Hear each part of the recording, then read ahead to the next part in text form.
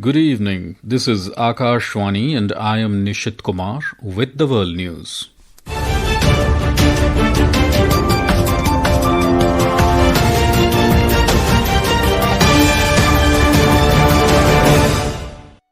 The headlines.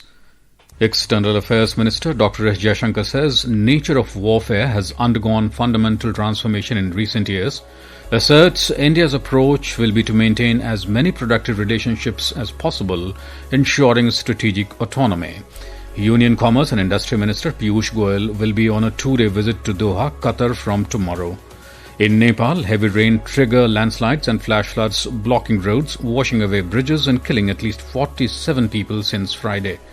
In badminton, India win the women's singles and men's doubles title at the Al Ain Masters 2025 in Abu Dhabi. And in Women's ODI World Cup, India set a target of 248 runs for Pakistan in Colombo.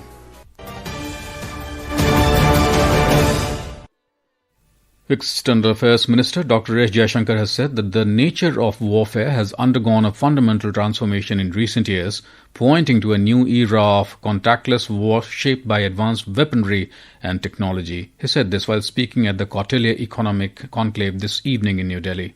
The nature of weaponry, the nature of war has today fundamentally changed. We have seen that in multiple conflicts, starting with Azerbaijan, Armenia, Ukraine, Russia, Israel, Iran. So contactless war, often with standoff weapons, but which can have a very impactful, sometimes even a decisive outcome. These are today the characteristics of this landscape of these turbulent times.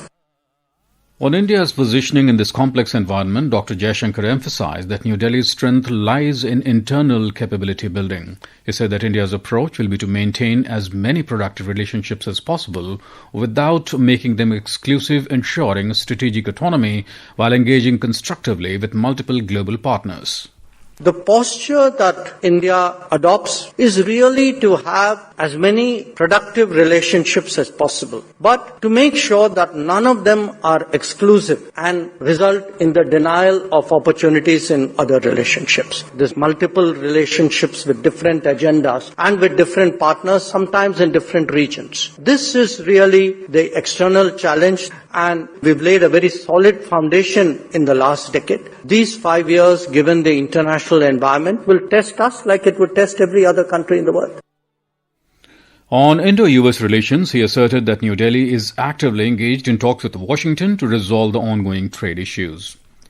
Union Commerce and Industry Minister Piyush Goyal will be on a two-day visit to Doha, Qatar from tomorrow. During his stay, he will chair Qatar-India Joint Commission on Trade and Commerce along with his counterpart Sheikh Faisal bin Thani bin Faisal Al Thani. The Ministry of Commerce and Industry said that the visit of the minister underscores the importance that India attaches to its trade and investment ties with Qatar. The Defence Minister Rajnath Singh will be on a two-day official visit to Australia starting the 9th of this month. He will visit the country at the invitation of the Deputy Prime Minister and Defence Minister of Australia, Mr. Richard Marles.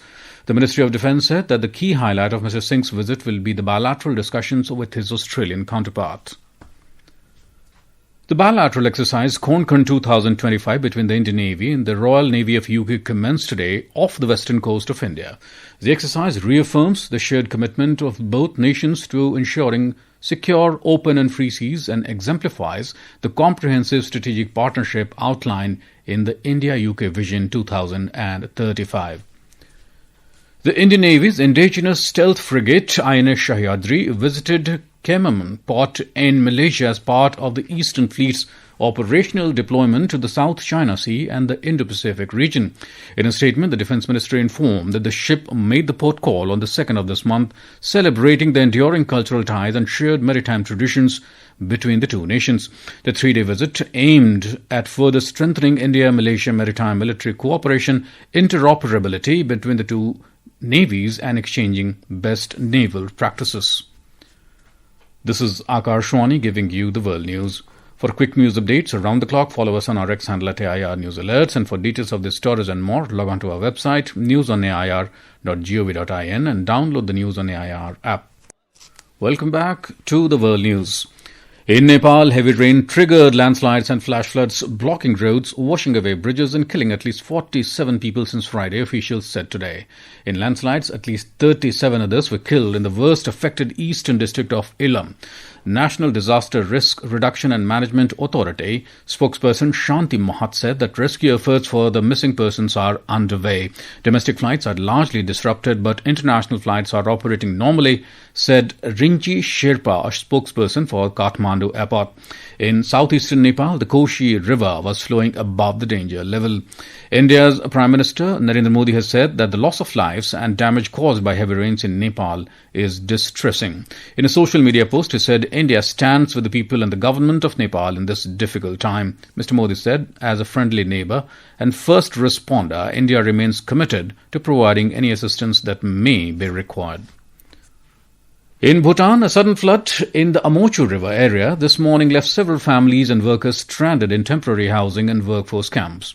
Despite challenging weather conditions, a coordinated rescue effort between Bhutanese authorities and the Indian Army ensured all affected individuals were brought to safety. When a Druk air helicopter was unable to take off due to inclement weather, Bhutan sought urgent support from India. In a prompt and commendable response, 2 helicopters from the Indian Army were deployed.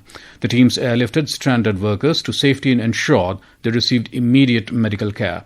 The royal government of Bhutan has expressed sincere gratitude to the Indian Army for its timely and life-saving assistance, as well as to the Royal Bhutan Army and the Druk Air teams for their courageous efforts.